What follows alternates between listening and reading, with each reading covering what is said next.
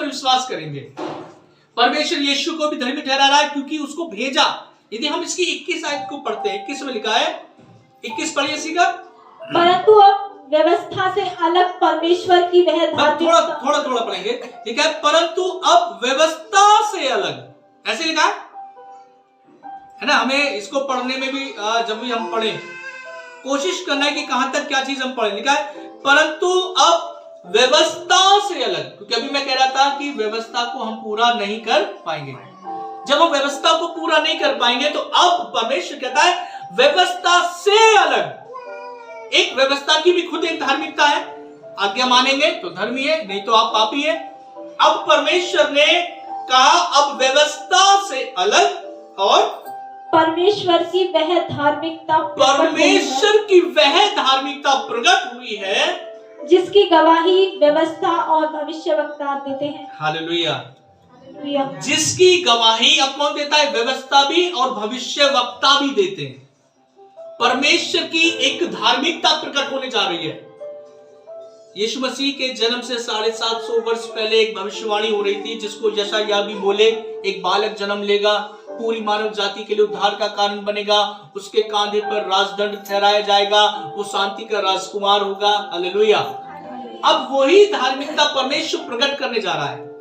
अब जिस धार्मिकता को प्रकट करने जा रहा है परमेश्वर, वचन कहता है कि उसकी गवाही व्यवस्था भी देगी और भविष्यवक्ता भी देगा। पहले मनुष्य व्यवस्था को पूरे करने की कोशिश कर रहा था कि हम धर्मी बन जाएं, परंतु अब परमेश्वर एक ऐसी धार्मिकता को प्रकट करने जा रहा है जिसके विषय में स्वयं ये व्यवस्था उसकी गवाही देगा, स्वयं भविष्यवक्ता उसकी गवाही देंगे। अब मैं जब इसके विषय में सोच रहा था, सोचते सोचते एकदम सडनली यीशु मसीह का रूपांतरित वाली वास्तविक घटना सामने आ गई। आपको याद होगा पतरस, याकूब, यूहन्ना, क्योंकि अधिकतर यीशु मसीह इन तीनों चेलों को साथ लेकर चलते थे। 12 साल की लड़की जब मर गई थी तब भी पतरस, याकूब, यूहन्ना उसके साथ थे। जब 5000 बड़ी भीड़ को खाना खिलाना था, पतरस, याकूब, यूहन्ना तीनों उसके साथ थे। जब 12 साल वाली स्त्री को चंगा करना था उस समय भी ये तीनों उसके साथ थे। कलवरी क्रूस की मृत्यु के समय भी पतरस, याकूब, यूहन्ना तीनों यीशु मसीह के साथ थे। अब जब यीशु मसीह का चेहरा रूपांतरित हो रहा है, हालेलुया, पहाड़ पर गए प्रार्थना करने के लिए, तीनों चेले एक जगह इकट्ठे हैं। यीशु मसीह जब प्रार्थना कर रहे थे, पतरस ने देखा यीशु मसीह का चेहरा अब रूपांतरित हो रहा है। हालेलुया। प्रभु का वचन बता रहा है कि यीशु मसीह का चेहरा प्रार्थना करते समय उसका चेहरा एकदम सूर्य के समान चमकने लगा, उसके पूरा बदन एकदम श्वेत वस्त्र के समान चमकने लगा, उज्याले वस्त्र की तरह हो गया। अब पतरस देख रहा है चेहरा तो रूपांतरित हो गया, उसका शरीर तो रूपांतरित हो गया। अब इतने में देखता है पतरस, क्या देखता है कि यीशु मसीह से मूसा और एलिया दोनों बातचीत कर रहे हैं। हालेलुया। मूसा कब खत्म हो गए थे? हजारों साल पहले। एलिया कब खत्म हो गया? हजारों साल पहले। लेकिन जब यीशु मसीह प्रार्थना करने के लिए बैठे, उनके पूरे शरीर को पतरस देख रहा है पूरा रूपांतरित हो गए। और जैसे रूपांतरित हुए, पतरस ने देखा कि मूसा और एलिया दोनों यीशु मसीह से बातचीत कर रहे हैं। हालेलुया। अब पता है यहां क्या हुआ?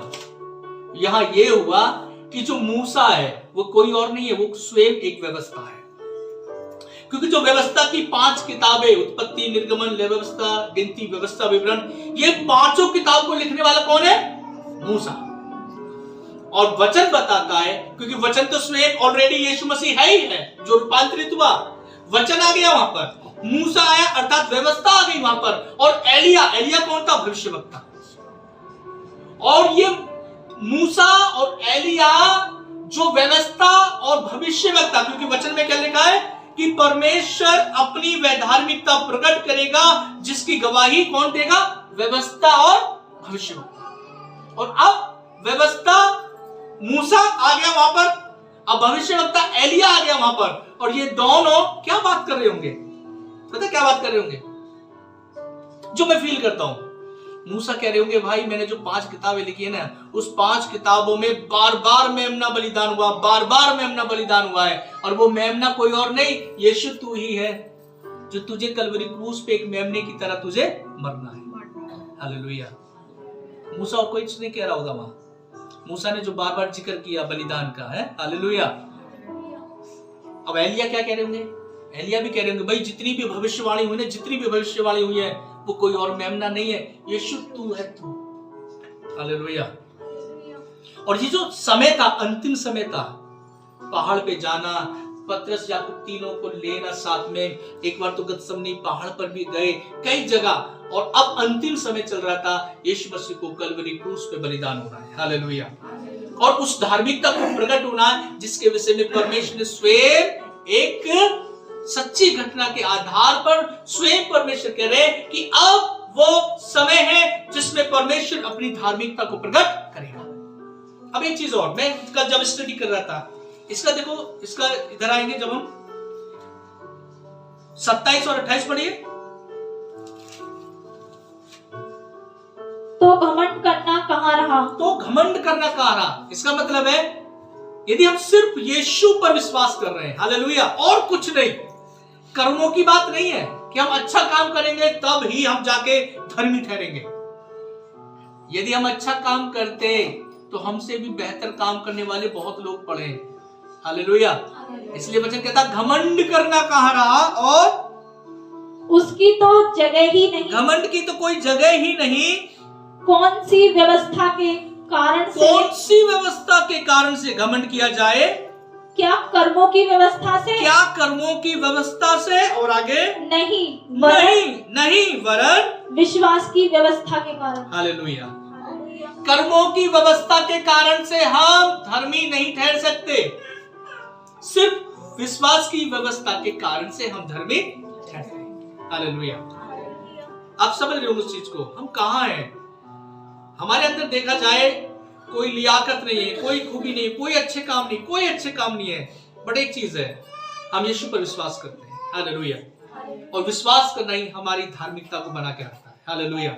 और आगे क्या लिखा है? इसलिए हम जी इस परिणाम तक पहुंचते हैं, इसलिए हम इस परिणाम तक पहुंचते हैं कि मनुष्य व्यवस्था के कामों से अलग ही, हाँ लिखा है, मनुष्य व्यवस्था के कामों से अलग ही विश्वास के द्वारा धर्मी ठहरता है। विश्वास के द्वारा धर्मी ठहरता है, हालेलुया। कर्मों की व्यवस्था से अलग सिर्फ विश्वास की व्यवस्था